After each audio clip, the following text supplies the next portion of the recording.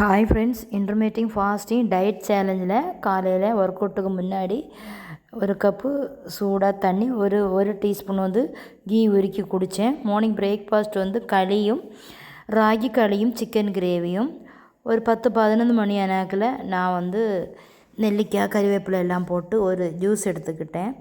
மத்தியானம் லஞ்சு கொஞ்சம் rice 2 boiled egg, வெண்டைக்காய் கூட்டு, சுரைக்காய் பருப்பு போட்டு கூட்டு. ஈவினிங் ஸ்நாக்ஸ்னாலும் நைட்டு டின்னர்னாலும் நான் சீட்ஸ் எடுத்திருக்கேன். ஒரு 4 வகையான பம்கின் சீட், வாட்டர்மெலன் சீட்ஸ் அப்படியெல்லாம் எடுத்திருக்கேன். சன்ஃப்ளவர் சீட், அப்புறம் நான் ஒரு வாழைப்பழம் எடுத்தேன். நல்லா சூடாக நம்ம மெட்டாபாலிசம் இன்க்ரீஸ் பண்ணுது அப்படின்னு வீடியோ போட்டிருக்கேன்.